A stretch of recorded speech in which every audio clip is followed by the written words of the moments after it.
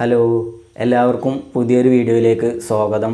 പലർക്കും ഉണ്ടാകുന്ന ഒരു പ്രശ്നമാണ് നന്നായിട്ട് വരയ്ക്കാൻ സാധിക്കുന്നില്ല, അല്ലെങ്കിൽ നമ്മൾ ചെയ്യുന്ന ഡ്രോയിങ്സ് നമ്മൾ വിചാരിക്കുന്ന ആ ഒരു പെർഫെക്റ്റ് കിട്ടാറില്ല. അപ്പോൾ അതിനായിട്ട് നമ്മൾ ശ്രദ്ധിക്കേണ്ട കുറച്ച് കാര്യങ്ങളുണ്ട്. ആ കാര്യങ്ങളാണ് ഇന്നത്തെ ഈ ഒരു വീഡിയോയിലൂടെ ഞാൻ നിങ്ങൾക്ക് പറഞ്ഞു തരാൻ പോകുന്നത്. അപ്പോൾ ഈ ഒരു വീഡിയോ കാണുന്നവർ തുടക്കം മുതൽ അവസാനം വരെ വീഡിയോ സ്കിപ്പ് ചെയ്യാതെ കാണാൻ ശ്രമിക്കുക. നമ്മുടെ ചിത്രങ്ങൾ, നമ്മൾ ചെയ്യുന്ന ഡ്രോയിങ്സ് വേറെ ലെവലാക്കാൻ പറ്റുന്ന കുറച്ച് ടിപ്സാണ് ഞാൻ ഈ ഒരു വീഡിയോയിലൂടെ നിങ്ങൾക്ക് പറഞ്ഞു തരാൻ പോകുന്നത്. അപ്പോൾ ഞാനിവിടെ നിങ്ങൾക്ക് ഈ പറഞ്ഞു തരാൻ പോകുന്ന ഈ ടിപ്സുകൾ നിങ്ങൾ എന്ത് ചെയ്യുക, ഡെയിലി ഡ്രോയിങ്സ് ചെയ്യുമ്പോൾ അതിൽ ഉപയോഗപ്പെടുത്താൻ ശ്രമിക്കുക. എങ്കിൽ മാത്രമേ നമ്മുടെ ഡ്രോയിങ്സിൽ നമ്മൾ വിചാരിക്കുന്ന പെർഫെക്ഷൻ നമുക്ക് കൊണ്ടുവരാൻ സാധിക്കുകയുള്ളൂ. ഇതിൽ ഒന്നാമത് നമ്മൾ ശ്രദ്ധിക്കേണ്ടത്, നമ്മൾ സെലക്ട് ചെയ്യുന്ന ഫോട്ടോ. ഒരു ഫോട്ടോ നമ്മൾ സെലക്ട് ചെയ്യുമ്പോൾ നല്ല ക്ലാരിറ്റി ഉള്ള ഫോട്ടോ സെലക്ട് ചെയ്യാൻ ശ്രമിക്കുക. ഞാൻ നിങ്ങളോട് നല്ല ക്ലാരിറ്റി ഉള്ള ഫോട്ടോ സെലക്ട് ചെയ്യാൻ പറഞ്ഞത് എന്തിനാന്ന് ചോദിച്ചു കഴിഞ്ഞാൽ, ഇപ്പോൾ നമ്മൾ ഒരു പടം വരച്ചുകൊണ്ടിരിക്കുകയാണ്, നമ്മളൊരു പോർട്രേറ്റ് ഡ്രോയിങ് ചെയ്തുകൊണ്ടിരിക്കുകയാണ്. അപ്പോൾ അതിനായിട്ട് നമ്മൾ നല്ല ക്ലാരിറ്റി കുറഞ്ഞ ഒരു ഫോട്ടോ ആണ് സെലക്ട് ചെയ്തത്. അപ്പോൾ നമുക്ക് ആ പടത്തിലുള്ള ഡീറ്റെയിൽസൊക്കെ നന്നായിട്ട് ചെയ്യേണ്ടി വരും. ഇങ്ങനെ ഒരു സിറ്റുവേഷൻ വരുമ്പോൾ നമ്മൾ എന്ത് ചെയ്യും, അവിടെ എന്താണ് ക്ലാരിറ്റി ഉള്ള ഫോട്ടോ ആകുമ്പോൾ അവിടെ എന്താണ് ചെയ്യേണ്ടതെന്ന് അറിയാതെ നമുക്ക് എന്താണ് തോന്നുന്നത് അത് അവിടെ ചെയ്തു പോകും. ഇങ്ങനെ ആകുമ്പോൾ അത് നമ്മുടെ ഡ്രോയിങ്സിനെ നന്നായിട്ട് ബാധിക്കും.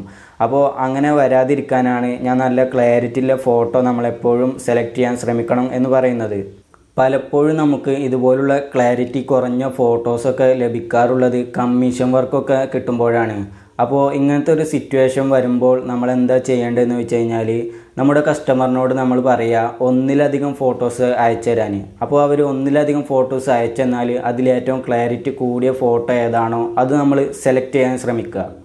ഇനി അതിലും നിങ്ങൾക്ക് ക്ലാരിറ്റി കുറഞ്ഞ ഫോട്ടോസ് ആണ് ലഭിക്കുന്നതെങ്കിൽ അതിനൊരു വഴിയുണ്ട്, ഒരു ആപ്പുണ്ട്. ആ ആപ്പ് ഉപയോഗിച്ചിട്ട് നമ്മുടെ പഴയ ബ്ലറായി കിടക്കുന്ന ഫോട്ടോസ്, അതുപോലെ ക്ലാരിറ്റി കുറഞ്ഞ ഫോട്ടോസ്, ഇങ്ങനെയുള്ള ഫോട്ടോസൊക്കെ നമുക്ക് നല്ലൊരു ക്ലാരിറ്റിയിൽ, ഒരു HD ക്വാളിറ്റിയിൽ, ഒരു DSLR ക്യാമറയിൽ ഷൂട്ട് ചെയ്യുന്ന ഒരു ഫോട്ടോയെ പോലെ കൊണ്ടുവരാൻ പറ്റുന്ന ഒരു ആപ്പുണ്ട്. ഈ ആപ്പ് ഞാൻ നിങ്ങൾക്ക് അടുത്തൊരു വീഡിയോയിലായിട്ട് പരിചയപ്പെടുത്തി തരുന്നുണ്ട്. ഇനി നമുക്ക് ഒരു ഫോട്ടോ കിട്ടി. ഇനി ആ ഫോട്ടോ കിട്ടിയ ഉടനെ തന്നെ നമ്മൾ നേരെ പോയിട്ട് വരയ്ക്കാൻ തുടങ്ങാതെ ആദ്യം നമ്മൾ എന്ത് ചെയ്യുക, ഒന്ന് ഒബ്സർവേഷൻ ചെയ്യുക, നിരീക്ഷിക്കുക. നമുക്ക് കിട്ടിയ ആ ഫോട്ടോയിലുള്ള ഓരോ ഡീറ്റെയിൽസ് നമ്മൾ നന്നായിട്ട് നിരീക്ഷിച്ചതിന് ശേഷം മാത്രമേ ഒരു ചിത്രം വരച്ച് തുടങ്ങാൻ പറ്റുള്ളൂ. അങ്ങനെ നിരീക്ഷിക്കാൻ പറയണത് എന്തിനാന്ന് വെച്ച് കഴിഞ്ഞാൽ, ആ ഫോട്ടോയിൽ ഓരോ ഡീറ്റെയിൽസ് നമ്മൾ നിരീക്ഷിച്ച് കഴിയുമ്പോൾ ഓരോ കളേഴ്സും അതുപോലെ തന്നെ അതിൽ വരുന്ന ലൈറ്റ് ആൻഡ് ഷാഡോ ഒക്കെ നമ്മൾ നന്നായിട്ട് നിരീക്ഷിച്ച് കഴിയുമ്പോൾ നമ്മൾ വരക്കുമ്പോൾ നമുക്ക് ഓട്ടോമാറ്റിക്കലി ഇതിലെ ഡീറ്റെയിൽസൊക്കെ നന്നായിട്ട് ചെയ്യാൻ കഴിയും. ഇതിനാണ് നമ്മൾ ഫോട്ടോ കിട്ടിയ ഉടനെ തന്നെ വരക്കരുത്, ആദ്യം നന്നായിട്ട് ആ ഫോട്ടോ ഒന്ന് ഒബ്സർവ് ചെയ്തതിന് ശേഷം നമ്മൾ വരക്കണം എന്ന് പറയുന്നത്. ഈ ഒരു നിരീക്ഷണത്തിലൂടെ നമ്മുടെ ഡ്രോയിങ്സിനെ നന്നാക്കുന്നതോടുകൂടി നമ്മുടെ ഒബ്സർവേഷൻ സ്കിൽസും നമുക്ക് വളർത്തിക്കൊണ്ടുവരാൻ സാധിക്കും. ഇനി അടുത്തത് നമ്മൾ ശ്രദ്ധിക്കേണ്ട ഒരു കാര്യം എന്താണെന്ന് വെച്ച് കഴിഞ്ഞാൽ, നന്നായിട്ട് ക്ഷമിക്കുക എന്നുള്ളതാണ്. നമ്മളിപ്പോൾ വരച്ചുകൊണ്ടിരിക്കുമ്പോൾ ചിലപ്പോൾ നമ്മൾ വിചാരിച്ച ആ ടൈമിന് നമുക്ക് തീർക്കാൻ കഴിഞ്ഞോളണമെന്നില്ല. അതുപോലെ തന്നെ വരക്കുന്നതിൽ ഒരുപാട് മിസ്റ്റേക്സ് നമുക്ക് കാണാൻ സാധിക്കും. അപ്പോൾ ഇങ്ങനെയുള്ള സാഹചര്യത്തിൽ നന്നായിട്ട് ക്ഷമിക്കാൻ കഴിയണം. എങ്കിൽ മാത്രമേ നമ്മുടെ ഡ്രോയിങ്സിനെ നമ്മൾ വിചാരിച്ചതിനേക്കാൾ നമുക്ക് നല്ലൊരു പെർഫെക്റ്റിലേക്ക് കൊണ്ടുവരാൻ കഴിയുള്ളൂ. അതിനായിട്ട് നമ്മൾ എന്താ ചെയ്യുക, നന്നായിട്ട് ക്ഷമിക്കുക. പെട്ടെന്ന് തീർക്കണം എന്നുള്ള ആ ഒരു ചിന്ത മാറ്റി വെച്ചിട്ട് സാവധാനം തീർക്കണം എന്നുള്ള ചിന്ത കൊണ്ടുവരിക. എങ്കിൽ മാത്രമേ നമ്മുടെ ഡ്രോയിങ്സിനെ നമുക്ക് നല്ല രീതിയിൽ വരച്ച് തീർക്കാൻ കഴിയുള്ളൂ.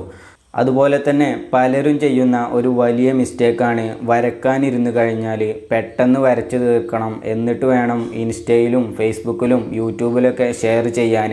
ഈ ഒരു ചിന്ത ഉണ്ടാകുമ്പോഴാണ് നമ്മൾ ചെയ്യുന്ന വർക്കുകൾ പലപ്പോഴും നമ്മൾ വിചാരിച്ച ആ ഒരു പെർഫെക്റ്റിലേക്ക് എത്താത്തതും നമ്മുടെ ക്ഷമ നശിച്ചു പോകുന്നതും. ഇങ്ങനെയുള്ള ചിന്തകളൊക്കെ മാറ്റി വെച്ചിട്ട് വേണം നമ്മൾ വരക്കാനിരിക്കേണ്ടത്. അതേപോലെ തന്നെ നമ്മൾ വരക്കാനിരുന്ന് കഴിഞ്ഞാൽ പെട്ടെന്ന് തീർക്കാതെ, ഇരുന്ന ഇരിപ്പിന് തന്നെ വരച്ച് തീർക്കാതെ ഇടയ്ക്കൊക്കെ ഒന്ന് എന്ത് ചെയ്യുക, നമ്മൾ വരക്കുന്നിടത്തൊന്നും എഴുന്നേറ്റിട്ട് പുറത്തേക്കൊക്കെ ഒന്ന് പോയിട്ട് ഒന്ന് റിലാക്സ് ചെയ്ത് വരിക. ഇങ്ങനെ ചെയ്യുന്നതോടുകൂടി നമുക്ക് നമ്മുടെ ക്ഷമയെ കീപ്പ് ചെയ്യാനും നമ്മൾ ചെയ്യുന്ന വർക്കുകളിൽ മിസ്റ്റേക്കൊക്കെ നമുക്ക് കണ്ടുപിടിക്കാനും സാധിക്കും. അതേപോലെ പലപ്പോഴും നമ്മൾ വരക്കുന്ന ചിത്രങ്ങളിലെ മിസ്റ്റേക്ക് നമുക്ക് കണ്ടുപിടിക്കാൻ കഴിയാറില്ല. അതിനായിട്ട് ഞാൻ ഈ പറഞ്ഞ പോലെ നിങ്ങൾ ഇടയ്ക്കൊക്കെ ഒന്ന് റിലാക്സ് ചെയ്ത് തിരിച്ചു വന്ന് നിങ്ങൾ വരച്ച ചിത്രങ്ങളൊന്ന് നോക്കുക. അപ്പോൾ നിങ്ങൾക്ക് നിങ്ങൾ വരച്ച ചിത്രങ്ങളിലെ മിസ്റ്റേക്കുകളൊക്കെ കണ്ടുപിടിക്കാൻ സാധിക്കും. ഇനി അതുപോലെ തന്നെ മിസ്റ്റേക്ക് കണ്ടുപിടിക്കാൻ പറ്റുന്ന വേറൊരു മാർഗ്ഗമാണ് നമ്മൾ വരച്ച ചിത്രങ്ങൾ എന്ത് ചെയ്യുക, ഒരു കണ്ണാടിക്ക് മുന്നിൽ കൊണ്ടുപോയി വെക്കുക. എന്നിട്ട് ആ കണ്ണാടിയിൽ കാണുന്നത് നമ്മൾ നോക്കുക. കണ്ണാടിയിലേക്ക് നമ്മൾ നോക്കുക. നമ്മളെ ചിത്രം കണ്ണാടിക്ക് മുന്നിൽ കൊണ്ടുപോയി വെച്ചതിന് ശേഷം കണ്ണാടിക്ക് നോക്കുമ്പോൾ നമുക്ക് ആ ചിത്രങ്ങളിലെ മിസ്റ്റേക്കുകൾ പെട്ടെന്ന് കണ്ടുപിടിക്കാൻ സാധിക്കും.